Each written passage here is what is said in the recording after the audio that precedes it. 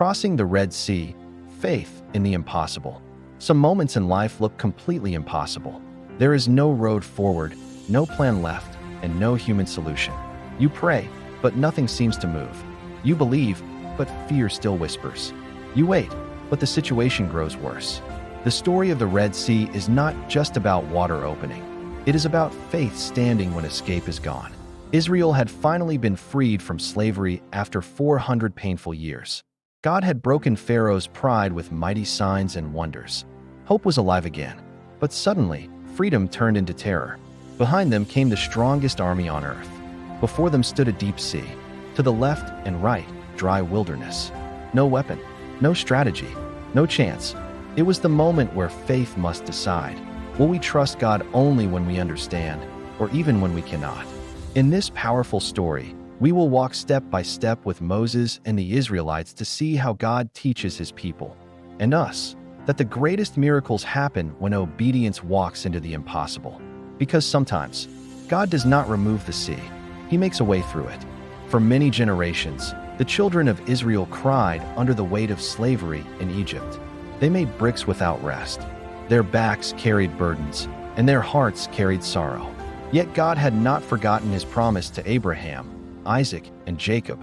The Lord spoke to Moses, "I have surely seen the affliction of my people which are in Egypt, and I am come down to deliver them." Exodus 3 verses 7-8. Through mighty signs, water turned to blood, darkness over the land, and the death of the firstborn, Pharaoh finally released Israel. That night, families gathered inside their homes with lamb's blood on the doorposts. "When I see the blood, I will pass over you." Exodus 12 verse 13. Fear turned into hope. Chains turned into movement. For the first time in 400 years, Israel walked out as a nation. But freedom had only begun. They were leaving Egypt, yet Egypt had not left them. God did not lead Israel through the shortest road. Instead, he guided them toward the wilderness and the sea. God led the people about, through the way of the wilderness of the Red Sea. Exodus 13 verse 18. To human thinking, this was strange. A faster road existed. An easier road existed. A safer road existed. But God sees what humans cannot see. The people were newly free and easily afraid. What would have made them return to Egypt? So God chose a path that required trust instead of strength. By day he led them with a cloud. By night he guided them with fire. The Lord went before them by day in a pillar of a cloud, and by night in a pillar of fire. Exodus 13 verse 21. They were not lost. They were being trained to depend on him. Meanwhile, Pharaoh's heart hardened again. He realized Egypt had lost its workers, its builders, its slaves. Why have we done this, that we have let Israel go? Exodus 14 verse 5. Anger replaced grief. Pride replaced reason. He gathered 600 chosen chariots, the most powerful military force of the time. The ground shook as horses thundered across the desert.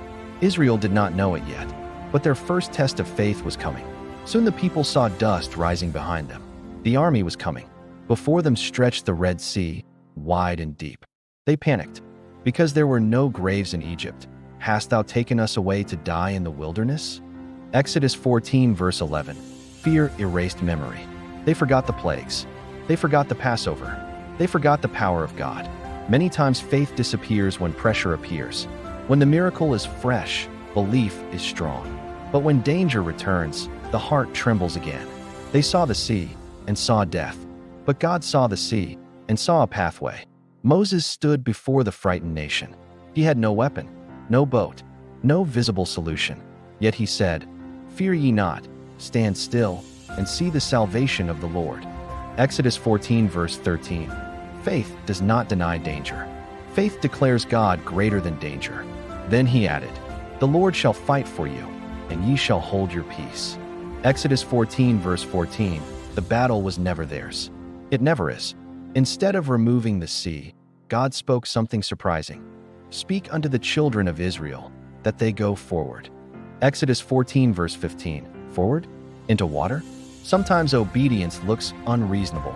God does not always explain first. He asks us to trust first.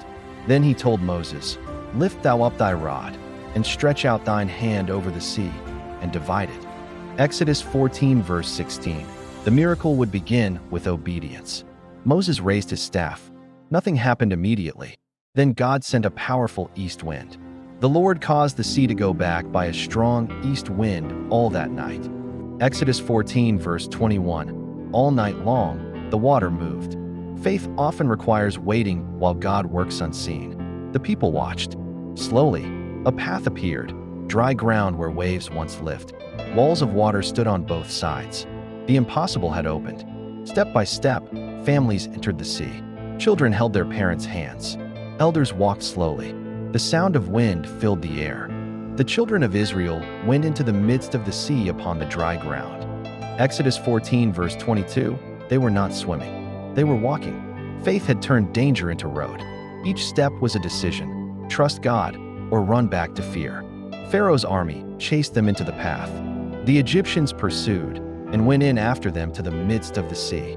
Exodus 14 verse 23. But God began to fight. He troubled their wheels. Their chariots struggled. Let us flee, for the Lord fighteth for them. Exodus 14 verse 25. Too late. Pride had already entered the sea.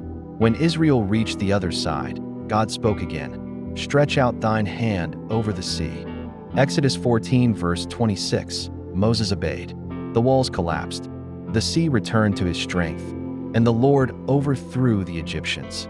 Exodus 14 verse 27. The same path that saved God's people destroyed their enemies. God's power protects and judges at the same time. Morning came. Bodies washed to the shore. The army that terrified them was gone forever. Israel saw the great work which the Lord did. Exodus 14 verse 31. Now they believed, not only that God exists, but that He saves. Faith grows strongest after witnessing deliverance. They began to sing, "The Lord is my strength and song, and He has become my salvation." Exodus 15 verse 2. Music replaced crying. Worship replaced fear. Miriam danced with the women. Sing ye to the Lord, for He hath triumphed gloriously. Exodus 15 verse 21. Victory deserves remembrance. The Red Sea was more than escape, it was transformation. They learned, God makes ways where none exist. God fights battles we cannot win. God asks obedience before explanation. By faith they passed through the Red Sea as by dry land. Hebrews 11 verse 29. Faith walked. Then miracle followed. The crossing also became a symbol. Leaving Egypt meant leaving bondage. Passing through water meant entering new life. Paul later explained, all were baptized unto Moses in the cloud and in the sea.